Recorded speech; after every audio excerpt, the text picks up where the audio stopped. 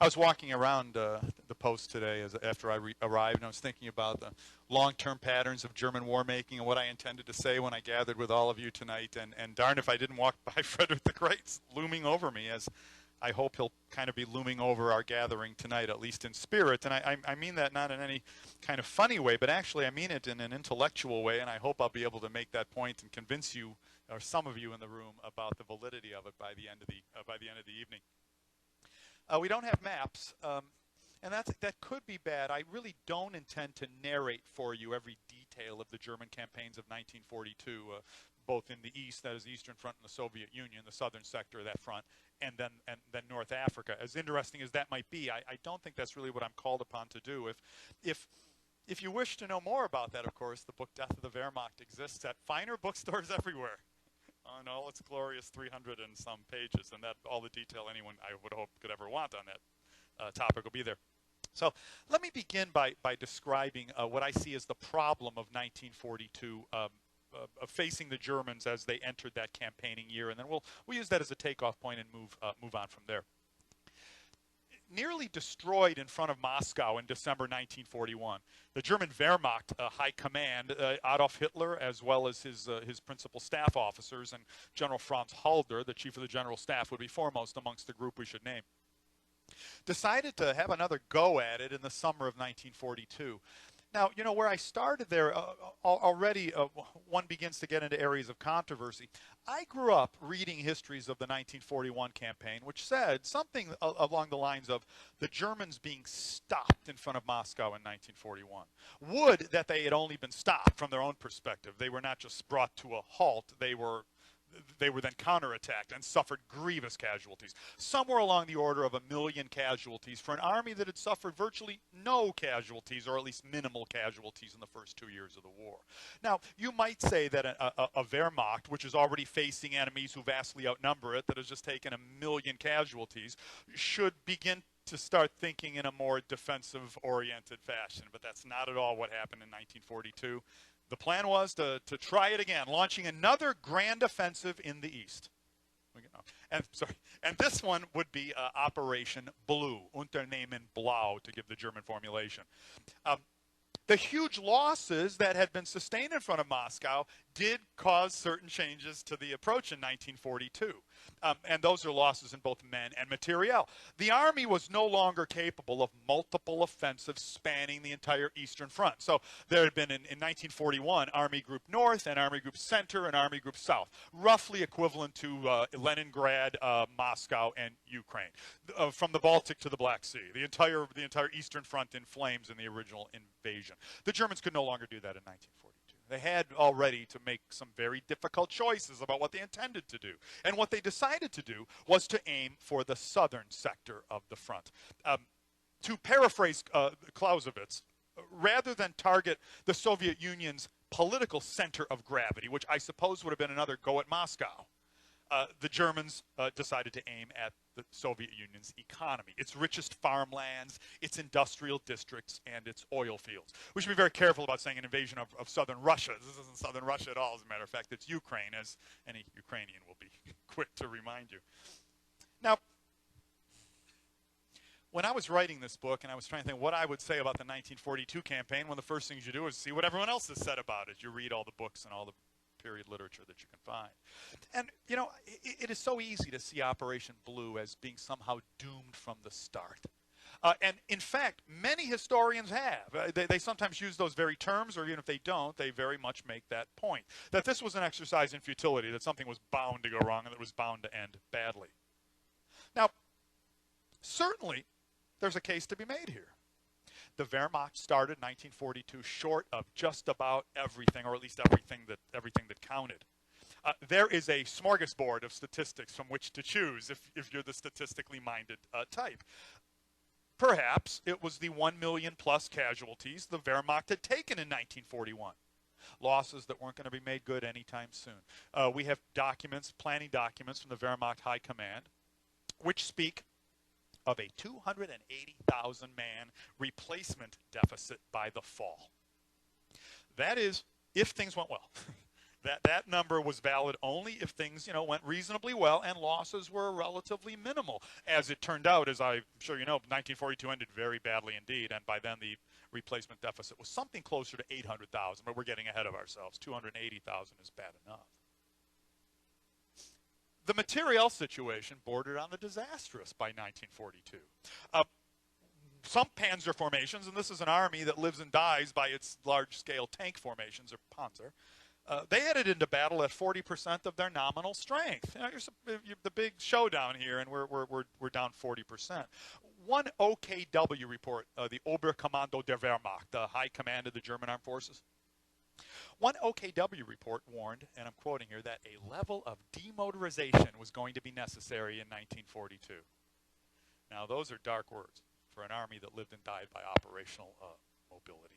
Hearing that we might be partially demotorizing before we launch Operation Blue had to have been bad news for some people.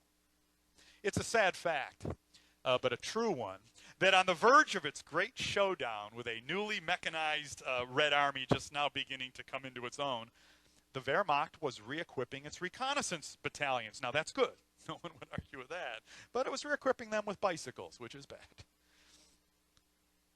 We often accuse Germany of scraping the manpower, the bottom of the manpower barrel in 1945. And if there's one trope from that last year of the war, we all know it. The Germans were throwing old men and boys out there at the Allied armies. But in fact, they had already begun that process in 1942. It is not something that suddenly happened in 1945.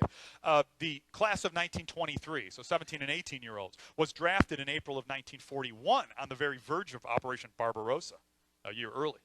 And 18-year-olds would play a key role in filling out the rosters for Operation Blue. If you see photos of the German army marching east in 1942, it looks like a high school football team. And in fact, in some ways, it was a high school football team carrying out a very ominous target. And I'm not making any kind of equivalencies there, but it's simply in terms of its age and inexperience.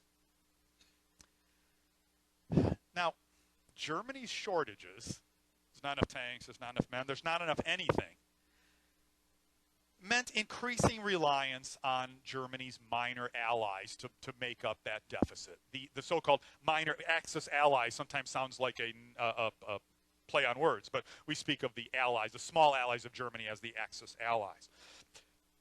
Germany had to raise something like 41 new divisions to fight Operation Blue, this great offensive in the southern sector of the front.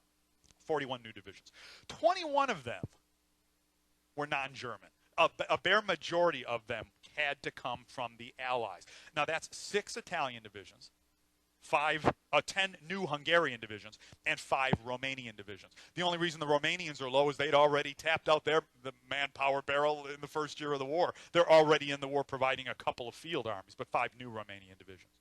You know, in a very real sense, and I don't mean this in any kind of flip or curt way, in a very real sense, Germany was playing for, the stakes of world domination in 1942, and Germany's chances for world domination depended in a very real way for a few critical months in 1942 on the fighting qualities of the Romanian army, the fighting qualities of the Hungarian army, the fighting qualities of the Italian army. I am Italian, so now I could run into a series of jokes about the Italian army, which I will try to refrain from doing.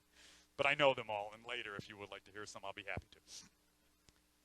But again, I really try not to say that in any flip or funny way. But these armies have good, decent manpower and some very brave soldiers and some competent officers up and down. There's no doubt. But they're not great powers, and they shouldn't be expected to bear the burden of great power warfare on the Eastern Front or, frankly, anywhere else. Finally, one really doesn't, as I say, a smorgasbord of problems. One doesn't really know where to stop. German intelligence failures added to every one of these problems and certainly didn't help the situation. The numbers still are relatively shocking. German intelligence reports came up with a figure that the Germans were facing roughly 6,000 Soviet aircraft on the Eastern Front, and roughly 6,000 Soviet tanks on the Eastern Front. The numbers do vary, but it's roughly 6,000 in each case. The actual numbers we now know were something like 21,000 aircraft, not 6. The numbers we now know were 24,000 tanks, not 6. there's intelligence failures and there's intelligence failures. Someone's once likened intelligence to, military intelligence, getting 4 crucial pieces of information and then burying them in the Manhattan phone book. And somebody has to find them, what those 4 crucial pieces are. So there's intelligence failures, and they happen, and they will always happen in war. But here the Germans didn't so much underestimate the Soviet army in 1942. They missed it entirely. They missed it by a factor of 3 and 4. And a partially demotorized army that was perhaps capable of launching a successful offensive against an army of 6,000 tanks was going to have a much more difficult time doing it against an army of 24,000 tanks and an air force of 21,000. So Germany's own losses, replacement deficits, lack of materiel, drafting of young boys already in 41 and 42, reliance on the Romanians and the Italians and the Hungarians, and then an intelligence failure that would only be rivaled by the last intelligence failure the Germans had, and that was in 41, when they took the first temperature of the Red Army and vastly underestimated its numbers and its fighting strength and the quality of its equipment and virtually everything else you could name. So doomed from the start. As I say it, it sounds so convincing. I can hear myself. This is an undergraduate lecture. My students are writing it down. They say it was doomed from the start. But in fact, I think we need to be very, very careful about that notion. I think as historians, we need to be careful about any notion of inevitability in anything, but perhaps especially in war, and especially in war on this scale. When we speak of the Wehrmacht, when we speak of the Germans, we're speaking of a military culture that was used to operating on a shoestring. And I don't just mean in this war, and I don't just mean in the 2 world wars, but going back into the centuries. I have kind of a dog in this fight, as they say. In 2005, I published a book called A German Way of War, which I think Jesse mentioned, and which every one of you should buy before you leave this room. Because I have one daughter who hasn't gone to college yet, and says, I'm just... that book was an unusual exercise for me. I'm a modern military historian. I'm most comfortable in the 20th century, and perhaps most comfortable of all in the 6 years of World War II. But what I tried to do in that book was to analyze Prussian-German military operations, because there hadn't been a Germany before 1870. There had been a Prussia, and even before that, there had been a duchy called Brandenburg. I tried to analyze Prussian-German operations dating back into the 17th century, so going pretty far back. Starting with the reign of a prince of Brandenburg by the name of Friedrich Wilhelm, the great elector, as he was known to his contemporaries. Since those days, I argued in German Way of War, and I think I made a pretty good argument. It certainly can be challenged. Prussia's rulers recognized that their small, relatively impoverished state on the European periphery, we think of Germany as Central Europe, I know, for good reason, but really in the 17th century, it was very much the borderland of civilization, which is why Brandenburg was often referred to as the Mark. If you know you're a Lord of the Ring, like the Riders of Rohan, this frontier province, this frontier kingdom that existed almost on the very edge of civilization. The Mark, this frontier kingdom, this relatively small, impoverished state, had to fight wars that were, in Frederick the Great's famous formulation, kurz und vives. Frederick spoke German, but also liked to speak Latin, French, and the Latinate languages to show that he was an educated man. So kurz, short, und vives, lively, vibrant. Prussia had to fight kurz und vives wars. Why? The officer corps could answer that question. Serving an ambitious duchy, a kind of a parvenu duchy on the way up, crammed into a tight geographical spot without much in the way of defensible borders, surrounded eventually by larger and more powerful neighbors who would always outnumber it and outproduce it. Prussian officers over time internalized a series of relatively controversial notions that they could not win long, drawn-out wars of attrition. And in fact, getting into one was a bad idea. And in fact, getting into one was just a slower way of losing. What had to be done instead of a long war of attrition was find a way to fight short, sharp wars that ended in decisive battlefield victory over as much of the enemy's main army as possible, preferably within weeks. No one ever set a strict timetable on this, but as I studied the German way of war over the centuries, perhaps anywhere between 4 to 6 weeks, some shorter and some a little bit longer. Now, Their solution to that problem was something they called Bewegungskrieg. There is a B word in German military history, and I bet everyone in this room knows it, and it's Blitzkrieg. And I spent a career arguing that there is no real such thing as Blitzkrieg. That the Germans never really used it formally. They sometimes put it in quotation marks or said sogenannte Blitzkrieg, which is so-called Blitzkrieg. It was a term that was much more popular in the West. I admit it has a certain amount of sex appeal. I know my students love Blitzkrieg. They can be wandering off into the mental wilderness, but I say Blitzkrieg and they come back into focus. And no matter how many times I argue there was no such thing as Blitzkrieg, I write a book, and darn if my publisher doesn't put Blitzkrieg into the title. So someday it's going to that cookbook, and you're all going to buy it. Great recipes of Blitzkrieg. Love sonnets of Blitzkrieg. Their solution was a B word, but it was not Blitzkrieg. It was Bewegungskrieg, which I admit is less well known and perhaps lacking in that sex appeal we mentioned. The war of movement. You have Krieg for war and then Bewegung, movement. So we put them together, and I would translate it. It can be translated various ways, but as the war of movement. It was a way of war that stressed maneuver on what we might call the operational level. That is the movement of large units, perhaps division, corps, and armies. So from the 15,000 man division in World War II on up to the 50,000 or 60,000 man corps and the 200,000 man army.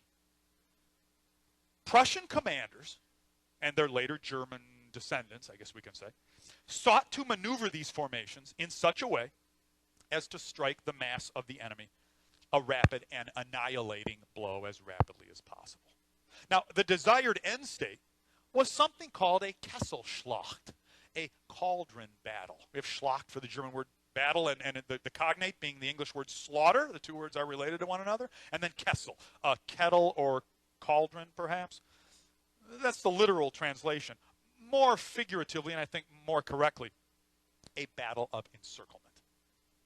One that surrounded the enemy, hemmed him in on all sides, and then destroyed him through a series of concentric operations, arrows heading towards one another. The point of a Kesselschlacht was not to surround and then to starve out.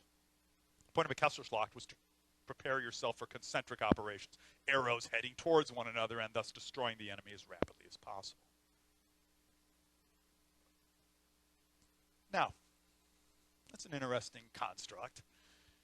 And over the years, it proved to have had certain kinds of requirements. It imposed certain kinds of requirements on Prussian and German armies over the centuries.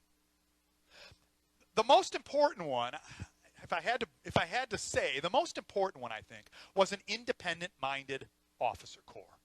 One with an extremely high level of battlefield aggression.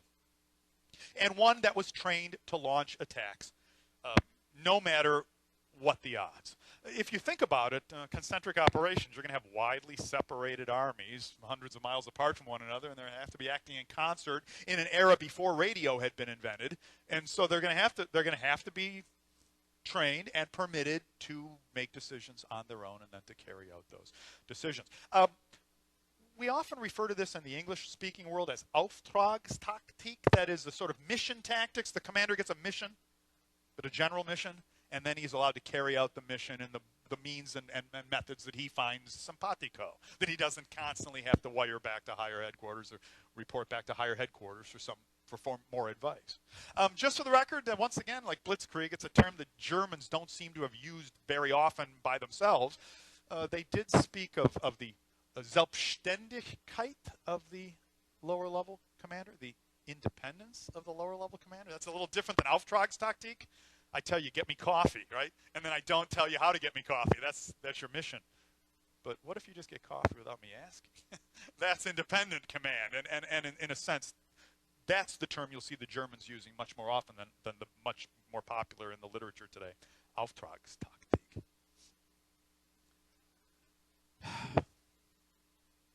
But it had to be aggressive as well. You're not going to achieve a Kesselschlacht by sitting and waiting for the enemy to make a move.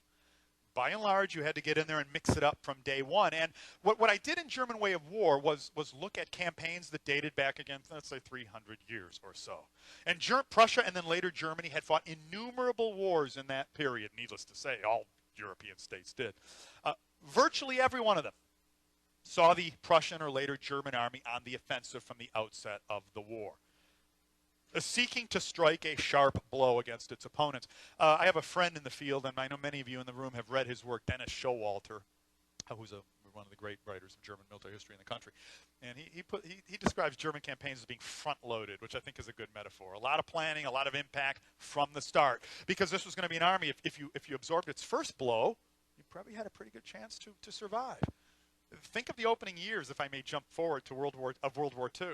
The Poles didn't survive, and the Norwegians didn't survive, and the Dutch and the Belgians and then the French didn't survive, and the Yugoslavs didn't survive, and the Greeks didn't survive, and the defenders of Crete didn't survive. They got para-dropped on, and then the first British armies in North Africa they just barely survived. And if you think about the sort of learning curve, you had to learn quick up against the Wehrmacht because you might not get a second chance. And so this is something I think that we can trace back for a long time into the past. Virtually every one of those wars, saw the Prussian or German army on the offensive, seeking to land that sharp blow in a front-loaded campaign and thus win an early and rapid victory.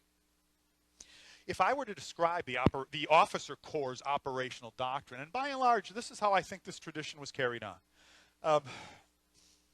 German general in 1942 had certain intellectual forebears that might not be obvious to us, but that were obvious to him. All the generals went to the same schools and read the same stories and learned the same accounts of the same campaigns. And what I tried to do here is think seriously about that very intellectual tradition. And there have been books written on the U.S. Army's way of war as well, and I'm not really willing to wade into that debate tonight unless anyone has a question on it. But it too is an interesting problem. You have independent thinkers, but you're also part of a corps, and that corps is a corporate body, and that corporate body has gone back for many, many hundreds of years, and I think we see this in the German officer corps. During those years, the officer corps' operational doctrine in all those wars almost always consisted of one thing, and that one thing was finding the enemy and making a beeline toward him and attacking him as rapidly as possible. The great elector made a career out of it. It describes certainly virtually every campaign of Frederick the Great, and especially the opening campaigns of the 7 Years' War. The Prussian army that got hammered by Napoleon in 1806 was deployed far to the west in an aggressive posture. And it wasn't just sitting there waiting to get destroyed. Admittedly, it got destroyed. I'm not describing this as a panacea, but it was deployed in a very, very aggressive fashion against Napoleon. Moltke and the wars of German unification, the Franco-Prussian War again. So the Schlieffen Plan in 1914, and on and on and on. Case Yellow in 1940. Frederick the Great was their exemplar. If these officers looked back on one figure upon whom they tried to pattern themselves, who they thought got it when it came to operational level warfare, it was probably Frederick the Great, the most aggressive commander of his day, and arguably, one of the 10 most aggressive of all time. MHQ recently asked me to rate the German generals. It's like the 10 greatest heavy metal guitar players. These are difficult things. We could argue about them. We could argue about them nonstop and not really resolve. I think they're more fun to argue about, in fact, than they really are to state. But Frederick the Great certainly had his share of aggression as a commander. War can be serious and complex business. Arguably, it always is. Frederick the Great didn't think it was all that complex. Once when asked, why the army was launching yet another offensive, this is early in the 7 Years' War, he responded to one of his officers, the Prussian army always attacks. And maybe that is Frederick the Great's doctrine for war. We'd be foolish, he said, to give up the advantages that attacking brings us. We have well-trained infantry and bold and aggressive commanders. We'd be foolish to sit there and wait for the enemy to land his first blow. The Prussian army always attacks. That should be inscribed on the statue out here on the green. And by the way, the statue pedestal says 1904. If anyone here can tell me all about why there's a statue of Frederick the Great at Carlisle, I'll be happy to talk to anyone after my lecture. During the Napoleonic Wars, there was another exemplar, and that was Marshal Blucher. A septuagenarian oddball. Blucher was an unusual man. But for our purposes, I'll say this. He wedded an innate drive, an aggression, to a visceral hatred of the French army he was facing. His art of war wasn't all that complex either. His men, as some of you in the room may know, nicknamed him Marshal Vorwärts, Marshal Forward. Because that's when old Blucher gave you an order. That was probably what it was. And that's probably all it consisted of. There are those who worked with him who claim that he never learned how to read a map properly. So we have images of Blucher looking at the map and then one, Gneisenau, the staff officer, coming in and turning the map up right side up, which is probably an exaggeration, but the evidence is pretty well tested that Blucher, the technical side of war, was not Blucher's strong side. He certainly never mastered basic written German. If officers are supposed to be gentlemen, 2/3 of his words consisted of curses. And in a time when it was more unusual, I understand in World War II it had become quite a la mode in the U.S. Army. You can't give an order without a couple SOBs. But in the Prussian Army of the early 19th century, for an officer of Blucher's social standing, it was quite unusual. As one analyst put it, however, talking about Blucher, old Marshal Forward rarely stopped to ask, how strong is the enemy? He preferred a simpler question. Where is he? And perhaps that's the best lesson we can take from Blucher's career. Once again, please know that I'm not recommending this as a correct posture or warfighting posture for contemporary armies in the modern world, but it's one that existed historically. Whether it was good or bad, it existed, and that I think is the crucial point to make. For Blucher once said it's all a matter of will. You're not beaten. Do you think you're beaten? A later German general in the Franco-Prussian War, the Red Prince, his name was Frederick Charles. He had the Red Hussars uniform, so he went by the name of the Red Prince. He once said, you're not beaten till you think you're beaten. And I didn't have that feeling. He was talking about a particular tough spot he was in one of the battles of the Franco-Prussian War. It's all a matter of will. An American interrogator tried to talk to Franz Halder, the chief of the General Staff, after World War II, in which the German generals were being interrogated for their secrets and their procedures. The MHI here has the complete collection of the foreign military studies. It's like the holy grail for me as a researcher. I go through them from cover to cover. They're biased and they're not as perfect as they should be, but they certainly give the mindset, the mentalite of the German officer corps at the time, which is why I use them. Halder was asked the question, when did you think the war was lost? In World War II. He said, that's a dumb question. It's not lost till you think it's lost. It's never lost. It could still be going on. If the nation had still been assigned to fight it, we could be fighting guerrilla war right now. War can be eternal. It's all a matter of will. A topic or a point to which I do not subscribe, but an interesting point nonetheless. When we think about World War II hard-charging generals, and I'll name some names, and they'll be familiar to people in the room: Guderian, and Rommel, and Manstein, and Model, and a dozen of Mackensen, the Corps and then later Army commander.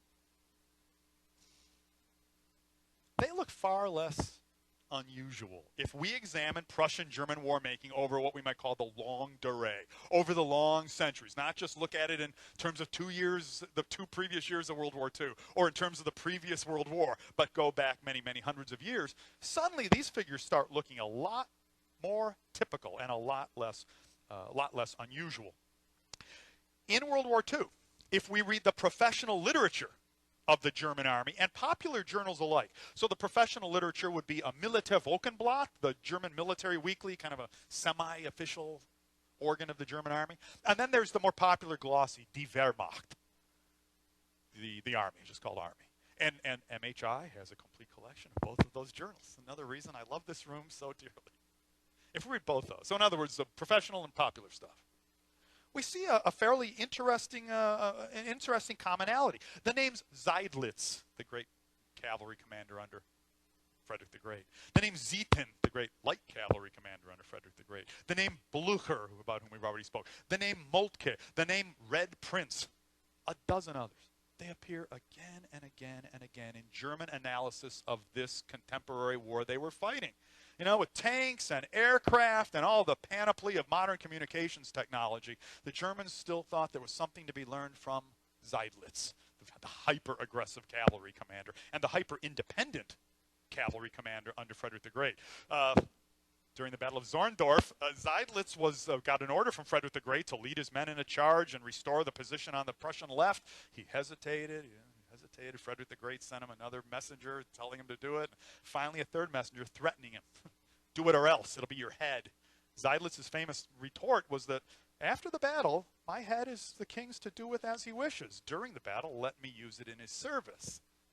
You know, if you want that cavalry attack, quit bothering me and let me put. Speaking to his own king this way, at least through an intermediary.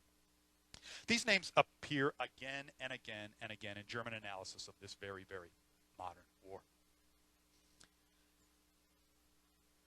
You know, I was writing Death of the Wehrmacht, which is really the book under discussion, and we'll get to the campaign in a moment, in which I'm going to describe without the aid of maps. And I will ask several people in the front row to come up and pretend to be various terrain features. I think that, if you wouldn't mind. But I was struck by an episode I came across in looking at Death of Wehrmacht. So let me take you to a bad night for the Wehrmacht. It's November, I want to say 19th or 20th. It's a day or two after the encirclement of the German 6th Army at Stalingrad. The Soviets have struck north of the city and south of the city, and then they have linked up far behind the German position on the Volga.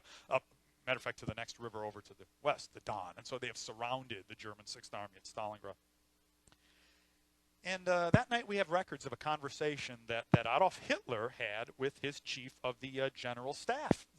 And by now Halder had been fired because the campaign had certain hiccups. And so there was, as you may know, Hitler didn't tolerate generals very often. He fired them at will. There was a new chief of the general staff, Kurt Zeitzler, more of a fanatical Nazi perhaps, he's sometimes portrayed, but definitely a man of some military ability as well. He could read a map, and he knew that the signs were bad. He knew that the Eastern Front was in trouble that evening. But the subject matter of this conversation was instructive, and it's really a Hitlerian monologue, as sometimes happened in meetings with Hitler. Hitler did most of the talking. The subject matter is instructive. You might think of what could Hitler have been talking about that night. I don't know. The possibilities of a breakout for the 250,000 men inside the pocket? That would have been, I think, wise. The modalities of the upcoming air supply effort by the Luftwaffe, that was going to take a lot of organizing, and they're going to have to scrounge up every last plane they could find in order to carry that out. That was going to be a big job. Plans for a relief offensive if the army didn't break out. Perhaps a relief army could break in. One would think that that's what would have been on Hitler's mind that evening. But it turned out he wasn't really thinking about any of those things. He was thinking about history. He turned to Zeitzler in the midst of this monologue, as this kind of harangue, and said, Zeitzler, we must show firmness of character in misfortune. We must remember Frederick the Great.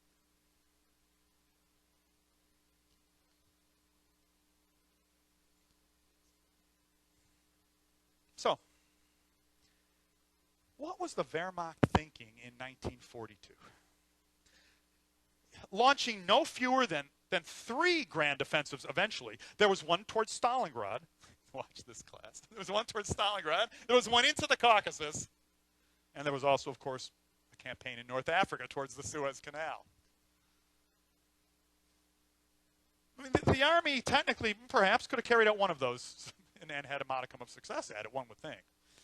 But being outnumbered and being short of everything, and then deciding to launch 3 grand offensives at the same time seems to be a bit of overkill. But in fact, what it was doing in 1942, launching those 3 grand offensives, was nothing particularly new. In fact, it was the German way of war, to fight coalitions of enemies who outnumbered you and to beat them by some dramatic or aggressive maneuver early on in the fighting. Now, admittedly and puzzlingly, it had failed in 1941. But this is the last time the Germans know they're going to be able to run this offensive with their whole army. Because there's another enemy in town now. The Western Allies, they're going to be back. Remember, December 1941 is Pearl Harbor. And the Americans are in the war presumably to stay, and the British are obviously not going anywhere. And they're going to be back in Europe, or attempt to be back in Europe at some time. And so here we have maybe the last time the Germans can attempt to employ what we might loosely call this German way of war, in a rapid, annihilating victory on the southern sector of the front. You know, I don't know. I think it was time to maybe take a good deep breath about this whole adventure in the first place. Count your men. Haul out the actuarial tables and see what your chances of victory are, or were. Because clearly they're not very strong ones. They're just playing the percentages. But this was not an army that really prided itself on playing the percentages. Maybe it should have. So let me describe the operational sequence. And again, this will be a little later. I had never intended to do anything too detailed anyway. So the maps, it's too bad, but we'll work without them. You know, we have to do what we have to do. Before blue could get rolling, the Wehrmacht had to carry out a number of preliminary operations in the spring. And we might say these were to what? Tie up loose ends, to smooth out salients in the line left over from 1941. The line that existed at the beginning of 1942, no one in their right mind would have chosen it. It had blips and bends and salients of every possible description and depth. It's where two exhausted armies had collapsed at the end of the 41-42 winter fighting. And that was the start line for 1942. So first, before that could be done, you can't run an offensive when your line is so irregular. You're trying to have as straight a line as possible so you can free up maximal troops. First, there had to be a number of preliminary operations in that spring, tying up those loose ends. Now, these operations, all of which were successful and in many cases dramatically so, showed that even a badly wounded, demotorized Wehrmacht, to use the term we started out with, could still bring it. Still had some very, very formidable skills that it could bring to the battlefield, and especially the operational level battlefield. May of 1942 was an especially amazing month. And as I didn't intend really to highlight it in Death of the Wehrmacht until it came to seem to me to be so important that it could not be ignored. May of 1942, consider this. It featured General Erich von Manstein's decisive victory in the Crimea at the Battle of Kerch, in which he encircled 3 Soviet armies and took 175,000 POWs. So if there was some notion that the Germans somehow had been so badly wounded, and Stalin apparently believed this at some point in the winter of 41-42, that they were on the very verge of collapse, it was pretty clear that that was no longer operative. There was, that same month, an equally massive Kesselschlacht, the Battle of Encirclement, at Kharkov in the Ukraine, in which once again the Germans destroyed an immense Soviet concentration of armor and took another 240,000 prisoners of war. Gigantic Kesselschlacht. Finally, that same month had seen Rommel's decisive victory over the British 8th Army at Gazala in the Western Desert, as in western of Egypt, in which his entire Panzer Army had driven deep into the desert, looped around the far southern wing of the British, and then showed up in their rear area one morning. It's one of the most dramatic operational moves of all time. I mean, they're flanking maneuvers that individual regiments carry out or that companies carry out, but then there's doing it with an entire mechanized army, an entire Panzer Army, as Rommel's force in Africa was called. Now, June, that was May. June saw 2 punctuation marks, I think, for lack of a better term, or to use a metaphor. That month, Rommel stormed the British-held fortress of Tobruk, the fortress that had defied him in the first 1941 campaign, and he took an immense store of prisoners and captured immense amounts of material, thousands of Canadian Ford trucks that would really become his supply line for the invasion of Egypt. That was June. That same month saw Manstein, back in the Crimea, smashing his way into Sevastopol, the great Soviet fortress that dominates the Crimea. It was a May and June of 5 big wins. At the end of those 5 big wins, this numerically inferior Wehrmacht, this partially demotorized Wehrmacht, had smashed every enemy army it met, and it had taken somewhere along the order of 600,000 prisoners of war. One article in the professional journal, the Militär Wochenblatt, said that the Wehrmacht speaks, we speak our own distinctive language that no one else can really understand. And the distinctive language was the language of Bewegungskrieg and the language of Kesselschlacht and the language of independent field command. So once again, if the notions were that the Wehrmacht was finished in 41, and it had been smashed in front of Moscow, and it barely held on. Obviously, the warmer weather brought things back, and my thoughts in springtime turned to love, as every young man, but apparently the Wehrmacht's turned to the Kesselschlacht, and they were doing it very, very well in June of 1942. And by the way, both Rommel and Manstein awarded with Field Marshal batons. So these dramatic victories are rewarded in dramatic ways as well. Operation Blue itself, then, did not open until June 28th. The Germans had to run one of these operations after the other. It probably could have opened a couple weeks earlier, which might have been helpful. could have opened too much earlier because you're still in rainy season and it's going to be difficult to operate in the southern sector of the front in Ukraine, but opened on June 28th eventually. As embodied in the Fuhrer's Directive number 41, which is the sort of, the instruction manual in a kind of a loose way for Operation Blue. It was a highly complex plan, and you will forgive me now for, I'm all kidding aside, I'm just going to be using a little bit of a hand motion here. Keep forgetting I'm not tied to this. I can do the Britney Spears thing if I want. The original plan called for army groups, so the Germans and the Russians, right? The Germans and the Soviets. Germans in the west and the Soviets defending in the east. The original plan called for Army Group South to launch an assault from its start line about 100 miles forward towards the key Soviet industrial city of Voronezh. Now, Voronezh was 100 miles from your start line. It was a big city, and it could have been, that's serious business. The Germans successfully navigated that, and they got the 100 miles, and they drove the Soviets out of Voronezh. The Soviets are going to be counterattacking there for the next 5 months. I mean, there's going to be brutal fighting in and around Voronezh. The point of taking the city, and it's on the Don River, was to act as a kind of roof over the rest of the operation. Once Voronezh had been secured, Army Group South would make a sharp right turn. That is a sharp turn to the south. The Don here forms a great bend. The Donets forms a smaller bend. There's the two rivers. This is the greatest thing I've ever done. But they both form great bends. And so Voronezh would be held, and Army Group South would turn sharply right, that is to the south. As it moved south, it would kind of skirt the Don. In cooperation with other armies coming in from the east, there'd be a great Kesselschlacht somewhere in southern Ukraine near or around the city of Milarovo.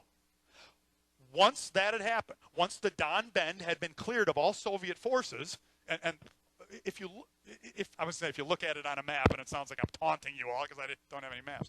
If you look at it on a map, it's a major undertaking indeed. The Don is a great river. We're talking about vast distances. Once the Don had been cleared, there would then be a second stage of blue, and German forces would cross the Don with an army or two and head almost due east towards the next river in the sequence. And so it's Donets, Don, Big River, Volga. On the Volga sits an important industrial town, which also happened to bear the name of the Soviet dictator. Of course, it is Stalingrad. The fact that it was an important industrial town is far more important to Hitler wanting to take it than the fact that it bore Stalin's name. Maybe at some point that became important, but I don't think it was particularly important in the original operational sequence. Stalingrad would be taken on the Volga River as primarily to form another blocking position for the next stage of Operation Blue. I hope everyone's following me right now. Once Stalingrad had been taken, the German armies would now turn sharply right again and go further south. By now, Army Group South would have been split into two sections, Army Group B and A. Army Group A would lunge into the Caucasus Mountain region, the site of the Soviet Union's richest oil fields. The cities that are usually named, there are many oil fields in the Caucasus region. The cities that are usually named, the oil cities, are Maikop, the northernmost city. I guess I named Grozny next in the east, and then Baku even further to the south and the east. Those are the three great Soviet oil cities. This is what 1942 was about in the end. It was about, I mentioned, the economic center of gravity. It was about resources. What the Germans are trying to do, is seize as much of the Soviet resource base as possible. For two reasons, of course, to deny the Soviets, but also to exploit those resources themselves. You know, I don't know what it all adds up to. Let's say it had all gone well. Let's say it had all gone swimmingly, and the Germans, they did take Maikop. The oil fields were on fire. They never really took a drop of oil out of Maikop, as far as I know. They didn't get to the other two oil cities for reasons we'll talk about, but let's say they did. It would have allowed Germany to fight a war of much longer duration than it eventually did. Now, what does that mean? 1946, 1947, it's difficult to say. And in the end, you know, it might mean that the Germans get the atomic bomb. I mean, the Germans get bombed by the atomic bomb. If they're still in the war in 1946 and the Manhattan Project has come to fruition, it might not be good news. So there's all kind, I mean, once we play alternate history, you have to consider all the possible scenarios. But at least from the perspective of 1942, it would have allowed the Germans to fight a war of nearly unlimited duration, or at least a much longer war than the war they did fight. So, you know, Voronezh, the conquest of Voronezh and any other war would have been a major undertaking in and of itself. It's a huge city at the end of a 100-mile supply line. The clearing of the Don Bend, That's a major undertaking. The Wehrmacht could have been twice as big, and still it had some problems clearing the entire Don Bend. But both of those were just preliminaries to the main event of 1942, which was not the seizure of Stalingrad, but the seizure of the Caucasus. If the Germans enter the Caucasus, they cross the Manich River in the North Caucasus, you're in Asia. So they would have the distinction. This demotorized and outnumbered Wehrmacht would have been fighting on 3 continents at once. Been fighting in Europe, of course, and it would have been fighting in Africa already, and now would have troops in Asia. In fact, it will get there, and there will be fighting in all 3 continents. Although again, the Germans aren't going to meet the success that they desire. This Operation Blue, either with maps or without maps, was a highly complex undertaking, and once again, being undertaken from such a position of numerical weakness, such a position of material deficiency, that it is shocking. And I do understand those historians who make the case that this was just bound to fail. And I sympathize with the case, and I'll have some things to say about it later.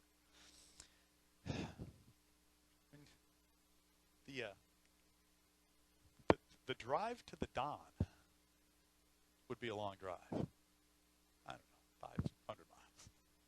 And then the drive to Baku. So listen, we get to Stalingrad, we clear the Don Bend, and then we go to Baku. That'd be another 700 miles. So, your infantry is going to walk 1,200 miles by the end of this campaign. If it all goes according to, if everything goes well and all the objectives are taken, even if there was, as a map exercise, without any enemy troops, it would have been a formidable thing to do for an army the size of the Wehrmacht.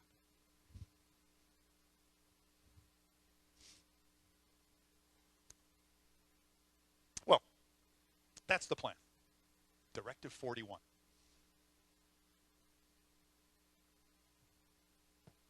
And it opened well.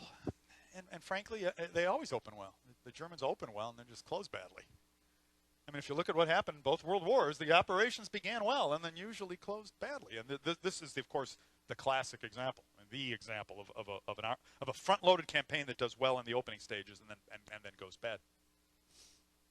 Voronezh, over 100 miles from our start line, fell in the first week of the fighting, and the panzers, as originally planned, now wheeled to the south, skirting the Don on their left, skirting that big bend of the Don. They were motoring hard over what has to be considered ideal tank country. Much of it is as flat as stretches of Kansas. A book written a long time ago about Barbarossa and about the campaign in the East called Barbarossa by Alan Clark. It's one of the first books that said, the Germans weren't these invincible military supermen. That's one of the reasons I really liked it when I read it a long time ago now. But his chapter on this campaign is called The Wehrmacht at High Tide. And it must have been how they felt. Must have been feeling about 10 feet tall. After how things had gone in the Crimea and how they'd gone at Kharkov and how they'd gone at Gazala and taken the first objective and things were moving at top speed and nothing can stop us now. And the Wehrmacht at high tide might be a phrase we want to keep in mind as we think about this opening stage. The initial Soviet response still gets a great deal of discussion, and I'll try to give it some discussion tonight. The initial Soviet response to Blue was a puzzling one from the German perspective, maybe not so from the Soviet. It was nothing less than a full-speed retreat. Now, the retreat seems to have been ordered by Stalin and by his principal military advisor, General Zhukov, for the traditional reasons that you might expect, to withdraw yourself from the danger zone of a front-loaded German campaign, to, as it's usually said, to trade space for time, as the phrase goes. Right? Soviet Union is one of the few countries in the world that army can retreat 500 miles without a strategic collapse. France couldn't do that. France got destroyed by a 150-mile panzer drive to the sea in 1940. But the Soviet Union is a bigger place, and you have from the Donetsk to the Don, and then from the Don to the Volga, and who knows beyond that. It seems to have been ordered for those reasons, and that's what most historians say, a traditional in Russian war-making, trading space for time. And I'm willing to accept that. On the lower levels, however, it was often carried out quite ineptly, with huge stretches of fortified territory abandoned without a fight, mountains of equipment lost, and what appeared to the Germans, at least, to be sometimes a breakdown in command and control amongst their Soviet adversaries. So I want you to picture this. This is a crazy moment in operational level warfare in World War II and in the 20th century in general, in which this huge panzer drive is coming down from the north, hundreds of miles. Got a long way to go to get to The Soviets, they're coming down. The Soviets are trying to withdraw, heading east at top speed.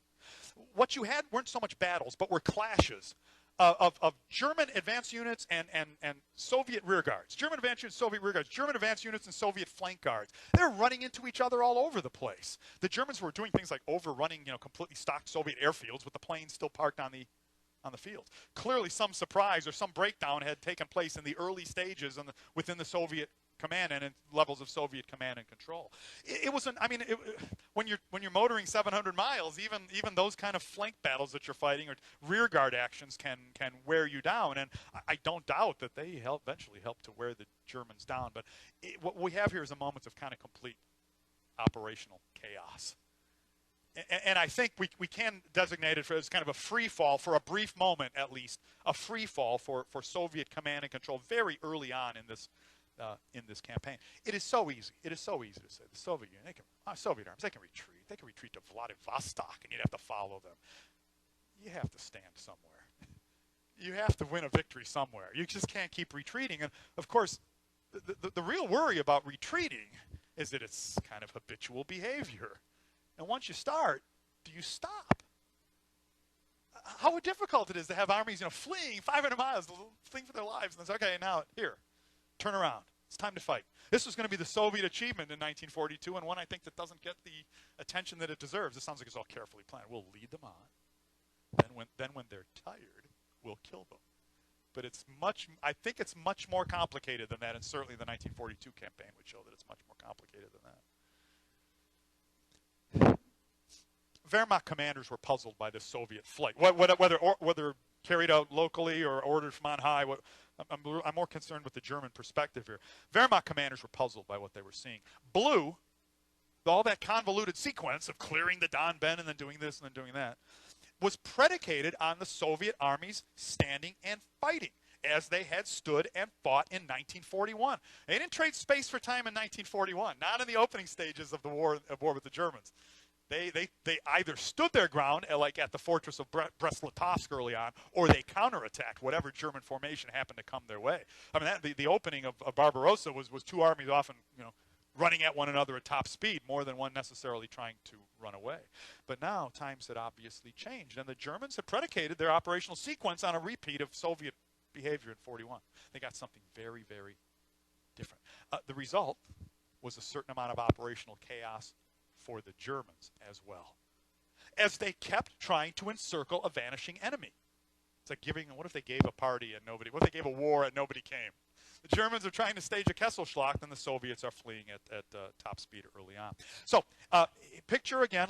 We're in July now of 1942, and we're in this big bend of the Don River, Black Sea down here, and Big Bend, and there's Milarovo. It's kind of right in the middle of the big bend, the city that I mentioned, where the Panzer spearheads were going to converge, and it was going to be this bloodbath.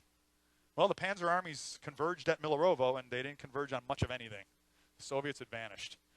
Germans took 40,000 prisoners, which, again, in any other war, a battle where you take 40,000 enemy prisoners usually sounds like it should be rated a success, but that was far too small a number to achieve what the Germans were trying to achieve in 1942. Well, intelligence reports came in now that there was another Soviet concentration further south. So, Big Bend of the Don, Milarovo. Let's go to the mouth of the Don River, city of Rostov. Sometimes Rostov on the Don, Rostov. Intelligence reports, again, there were a lot of Soviets at Rostov. So the Panzers went into action once again and motored up and did, by now, this is a well-rehearsed drill. The Germans can fight concentric operations. They've been trained to do it, not just in this war, but for hundreds of years. They converge on Rostov. Panzer spearheads meet. And there's no Soviets there. They've vanished. I mean, again, there's 20,000 or 30,000 casualties. Rostov is a major city, and it falls into German hands now for the second time. It had been conquered in 41, lost to a Soviet counteroffensive, and now reconquered by the Germans, and will be reconquered by the Soviets in a few months. But once again, a second false encirclement. Germans have a word for this. They've been plying their trade at Kesselschlacht for a long time. And when it goes wrong, it's a Luftstoß, a blow into the air. Like shadow boxing, like you punch something, but it's not there, and then you're kind of unbalanced because you've just put all your weight behind that punch. There had been a Luftstoß at Milarovo and then a Luftstoß below in the air at Rostov. And frankly, it unhinged the entire operational sequence.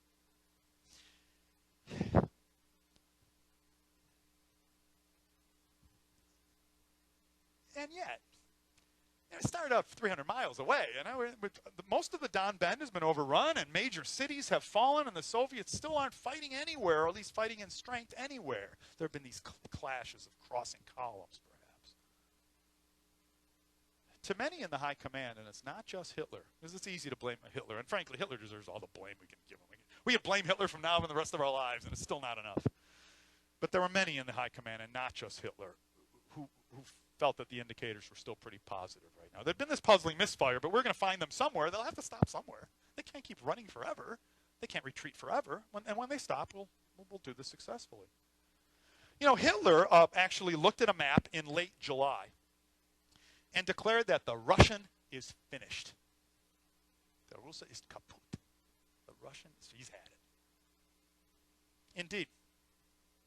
He and his staff now junked the original operational sequence altogether. You might remember, if I can reiterate, clear the Don Bend, drive to Stalingrad, take the Caucasus. A, B, C. 1, 2, 3. In late July, Hitler issued a new directive. There'd been an intermediary directive, so this is now Directive 45, if you're counting, in which he junked that original operational sequence and replaced it instead with simultaneous drives to Stalingrad and into the Caucasus at the same time. That would get the Soviets to stand and fight somewhere. I mean, clearly it would, and in fact it did, but not in the way that Hitler anticipated. So it was no longer no longer sequential. It had now become simultaneous. A long drive at the end of a huge supply line. Once you got to Stalingrad, give a size of the scaler. Once you got to Stalingrad, then you're on the Volga, and the Don River is right here. The Don then sails all the way down to a bend and then towards Stalingrad. Stalingrad's on the Volga. That whole stretch of 600 miles, 500 miles or so was going to be held by the Italians. It was going to be held by the Romanians. It was going to be held by the Hungarians. That very problem we talked about earlier. Armies that simply were not configured to fight this kind of high-intensity war. Simultaneous drives rather than sequential ones. We call it the dual offensive. It's in all the German military literature, certainly from the immediate post-war, and it's remained a matter of a bone of some contention. It's usually seen as the great blunder of the war, or at least the great blunder of this particular campaign, with an army already low on manpower, already low on equipment, trying to do everything at once, rather than the wiser path of doing one thing at a time and doing it successfully. August 1942 would actually see the Wehrmacht conducting three offensives simultaneously, because they're also heading towards the Suez Canal down in North Africa. This is the sort of classic moment of 1942. And I'm not going to argue with that. It's never a good idea to try to do everything at once. One thing at a time. And yet, even now, the Wehrmacht did keep driving forward. I mean, just to look at this, a look at the situation map. I have to stop using that metaphor. The drive into the Caucasus, Operation Edelweiss, it was called, exploded out of the box. First Panzer Army under Field Marshal Kleist hurtled forward hundreds of miles in the opening week, and in fact took the city of Maikop, the first of those great Soviet oil cities. Sixth Army under General Paulus drove east, fighting a neat little Kesselschlacht in the Don Bend at Kalach, crossing the river and lunging to the Volga and driving directly into the heart of Stalingrad itself. Only now, so let's say we're in September, after a pretty exciting summer, mid-September. Only now, with the Wehrmacht thousands of miles from its start line, did Soviet resistance finally begin to cohere. Terrain played a role. There can be no doubt about that. In Stalingrad, the well-known campaign, the Red Army was defending itself in a heavy industrial city. And it could turn every concrete factory into a kind of mini fortress, especially after the Germans did them the favor of bombing them. So fighting through rubble, as American armies would find out at Citino in Italy, fighting your way through rubble is very difficult. In the Caucasus, The Wehrmacht had fought its way through the Wald Caucasus, as German geographers call it, the wooded mountains, to the Hoch Caucasus, the high mountains. I guess from going from the Appalachians into the Rockies, in terms of the kind of topography we're talking about here. Soviet defenders there were now embedded in some of the world's roughest mountain terrain. Soviets deserve credit once again for managing to stop, for getting themselves out of free fall if that's what they were in, or for turning around. The Germans deserve some credit for frittering away their resources on simultaneous thrusts in 3 different directions at once, rather than aiming at one target. These things are very complex. I always feel reducing them to a single cause probably doesn't do justice to their complexity. As winter came on, the Wehrmacht had finally been fought to a standstill. Shorn of its ability to maneuver, no more Bewegung in the Bewegungskrieg, right? Bewegung is movement. Shorn of its ability to maneuver, it was now in deep, deep trouble in Stalingrad, in the Caucasus, and in Alamein alike. The 3 big campaigns and 3 drastic failures. Let me end with a plea that once again we never make history seem inevitable. You know, the black hole drags you toward it. You have many possibilities in your life, but as you get closer to a black hole, there's only one possibility. You're going to be sucked into the black hole. It's called the event horizon, right? The number of things that can happen in your life, they're limited, and eventually you're going to be sucked into the black hole. History has a black hole, and it's what happened. And as historians, we always want to lead the reader towards what happened and why what happened is seemingly inevitable. But, you know, war is a highly complex undertaking, and I'm not sure that much that happens in it is necessarily inevitable. What happened, happened. It's not to say what happened had to happen. And I'll just call these things to your attention. This had all been very, very close. In early November, the Wehrmacht launched its last great assault in Stalingrad, Operation Hubertus, Operation Hubert. The infantry was pretty much used up by now. So this one was spearheaded by no fewer than 8 battalions of assault engineers. It is, as far as I know, every last combat engineer in Army Group B. The entire higher formation was stripped, so Germans clearly weren't going to be doing much engineering, but combat engineering or assault engineering later on in this campaign because they'd all been used up. Now, these weren't really regular infantry. They could blow things up, and they blew things up with abandon. But whether they had the maneuver and fire skills and the coordination skills of regular infantry and mechanized troops is, of course, open to question. Well, they blasted their way through the Soviet factory districts, and they made progress, and I'm sure gave the Soviet command some premature gray hairs, but eventually ground to a halt just short of the Volga. What do I mean by just short of the Volga riverbank? A couple hundred yards. Now, the Volga bank, that's Stalingrad. If you've gotten to the Volga riverbank, there is no more Stalingrad. And presumably then the Germans could have redeployed their forces in a more sensible way and avoided the disaster that beset them with the Soviet counteroffensive. A couple hundred yards away. In the Caucasus, in November, sort of last shot, the German panzers fought to within a single mile of the city of Ordzhonikidze. Ordzhonikidze today has been renamed its old czarist name, Vladikavkaz. Master of the Caucasus. Why is it the master of the Caucasus? Because if you take Ordzhonikidze, you've opened the path to the Georgian military road. That's one of the few paved highways in the region. Theoretically, you could then motor all the way down to Baku. Admittedly, a very long drive yet. Take along a boxed lunch. It's not a 20-minute drive, so you have a while to go. But at any rate, this would have been a very serious military problem. This is close. It's absurdly close. That a 1,000-mile campaign ends 200 yards away from its objective, or ends a single mile away from its objective. We should be careful about calling any campaign that comes this close to its objectives as being doomed from the start. Now, despite all the problems, the material deficiencies, the lack of manpower, Hitler's increasingly inane decisions, like Directive 45, it had almost worked. I quoted Clausewitz earlier, and I think I'm always on safe ground when I quote Clausewitz. Clausewitz once wrote, I think, a pretty profound sentence, expressed a pretty profound idea. War, he said, is the province of uncertainty. You add it all up, and the Germans should never have gotten even within a hair of anywhere near their objective. Instead, they had gotten within a hair of all of them. I even forgot in Africa, since we're not really talking about North Africa. You know, that last German throw of the dice in August at Alam Halfa found German armored cars a 30-minute drive from Suez, with nothing between them and Suez. Now, the battle plays out in a certain way, which I'll be happy to explain if anyone wishes to. War, Clausewitz said, is the province of uncertainty. And the more I look at the campaign of 1942, the more I realize that when he wrote that sentence, the great Prussian sage was on his game. It's the truest thing I can leave you with as we talk about this campaign.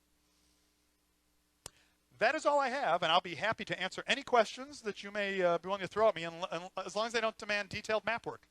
Saying that the German intelligence was faulty. What happens if they had a correct assessment? How would that have affected their operation? Boy, what a fascinating question you've just asked. What would have happened if the intelligence had been better? Let's assume for a moment the rational actor model and say that Hitler is a rational actor and that the German high command is just adding things up and trying to make the most logical decision they could. They don't launch Operation Blue. They go over to a defensive stance. They build fortifications. In some way, they don't launch a great offensive, or better yet, a series of grand offensives. Your question, whenever I hear it, it leads me to pose, to posit a counter question, or just to think of another issue. And that is why the intelligence is so faulty. The Germans have some very good people working in intelligence, and they do penetrate. They have their spies, and they make that they get good information, and sometimes they hazard the good guesses. I think this was an army that was looking to launch an offensive, and if you are in that army as an intelligence officer, you're gonna be the one to go into the old man and say, "No way, sir, Führer, mein Führer. I just don't think this is a good idea." And I don't think it's. I'm simplifying clearly, but I think sort of military cultural constraints can kind of mitigate against that. Think of, for example, one intelligence failure we could bring forth in American military history before the Bulge. War's over. Home by Christmas. Germans don't have it, and they can't launch an offensive.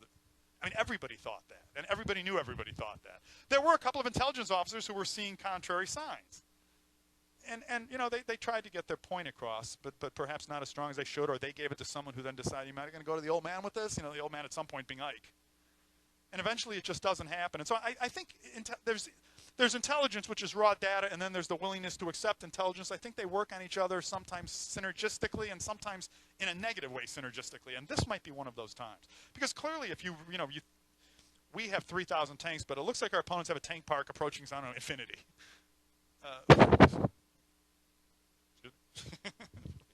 I keep thinking that's someone else, and I keep forgetting it's me. I'm very sorry. So that would be my answer to that. I'm afraid I don't really have a good answer, but I think, the rational actor model would say that clearly the plans would have had to been altered radically. Hopes for a long-term German presence in the Caucasus against the kind of material superiority the Soviets could bring to bear, from my perspective as a historian, I could easily simply label them illusory.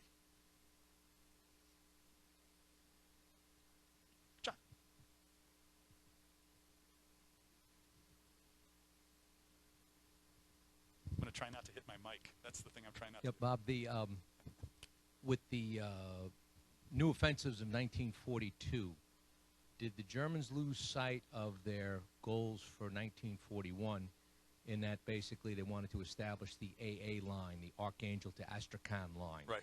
Did this preempt that, preclude it, or include it in any of their operational plans? Yeah. Archangel to Astrakhan is, an interesting defensive position. It's, however, 1,500 miles from the Arctic to the Caspian Sea.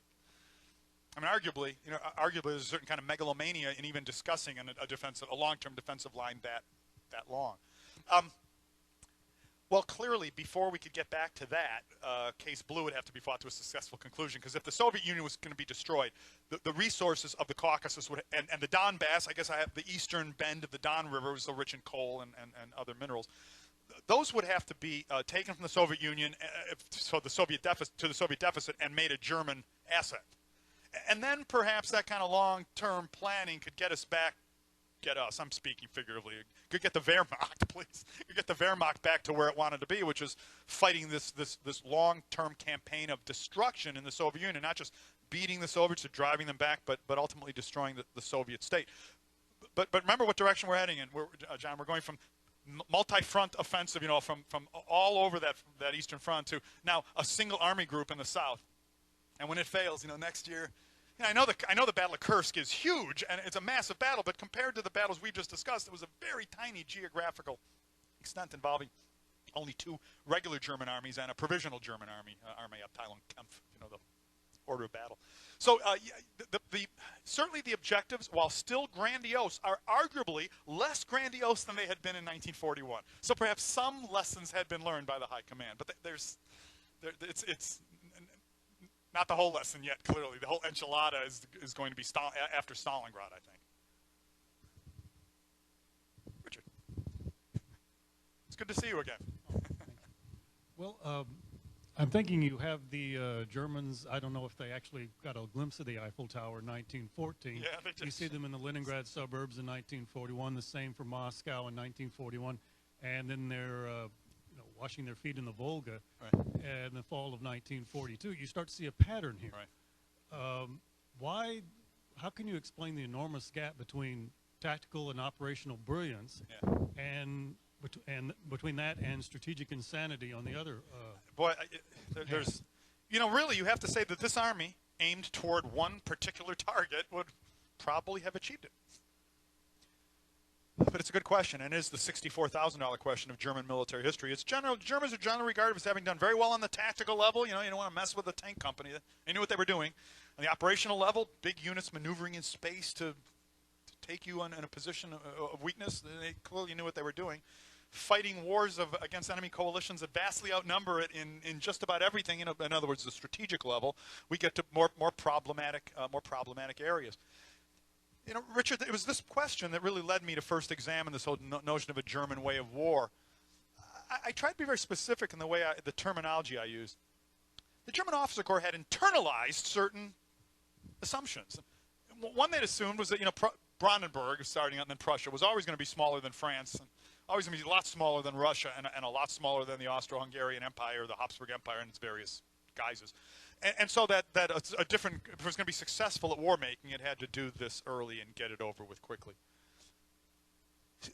By 1940, Germany was no longer some small parvenu arriviste power who didn't really have the resources. It controlled much of the European continent. And after the first campaigning season in the Soviet Union in '41, it controlled a big chunk of the European continent. And I don't know the percentage of its resources. We'd have to look at individual items. I think that in many ways the German way of the campaign of the Soviet Union placed burdens on this traditional German way of war that was simply not designed to handle it. It worked well enough.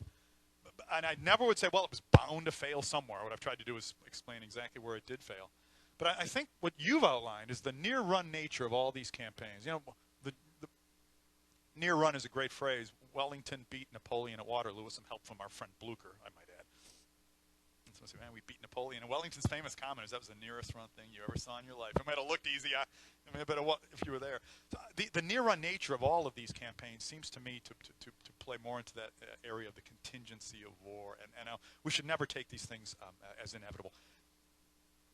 There's so much good scholarship on the Soviet Army today, and your scholarship, and Professor Glantz's scholarship, and others have just done magnificent work on the Soviet Army.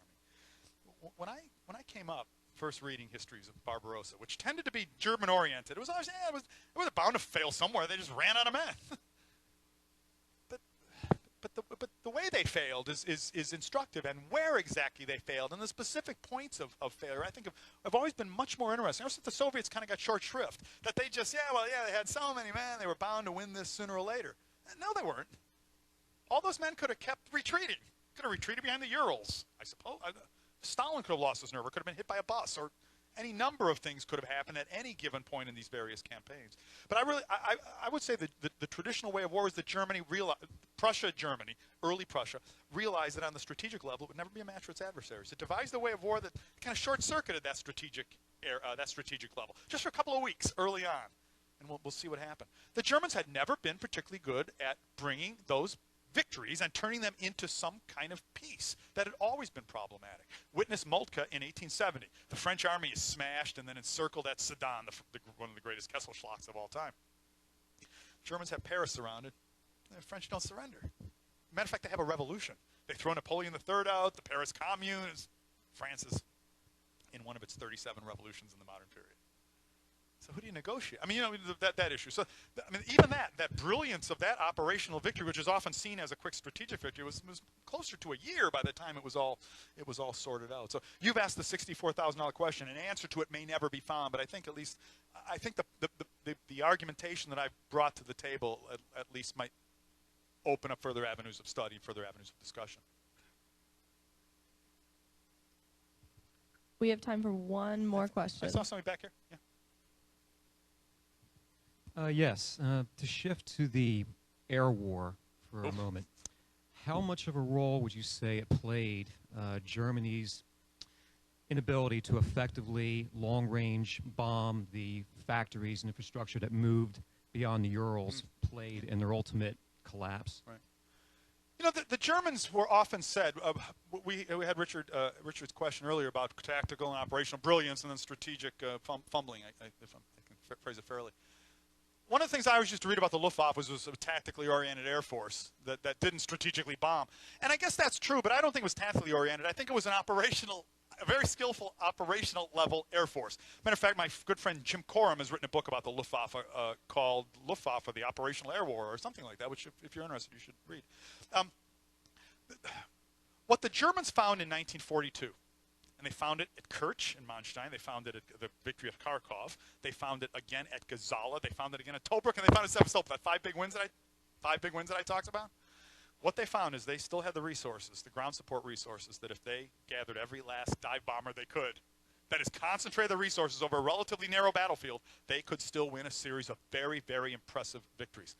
And so, I mean, this by 1942, they're already having to literally denude the rest of their front in order to concentrate enough air assets over like Sevastopol, a relatively narrow airspace, in order to support their troops, help their troops fight their way forward into the teeth of those fortifications. So certainly, there's no doubt. I'm not sure if it was moving the industry to the Urals protected from strategic bombing, because unless the Germans shifted their doctrine quite radically, they probably weren't going to do that. But what it did was get it out of the way of any potential German land drive. And the Germans, they did get to the Volga, which is quite a shocking thing when you look at it, even on the simplest of atlases. So I'm not sure it's protecting against strategic bombing as much as putting it in a relatively inviolate zone, one that was relatively invulnerable from the effects of German land strength. Okay, ladies and gentlemen, that is it for the evening. Before we go, we have one quick presentation to make. Oh, yes. That's why I came. To thank Dr. Citino for his lecture, we are giving him a framed copy of the poster we used to advertise for his lecture. So on behalf of Lieutenant Colonel Mark Viney and everybody at the Army Heritage and Education Center, thank you for coming to speak. So nice. Thanks, James, Jesse. This is awesome.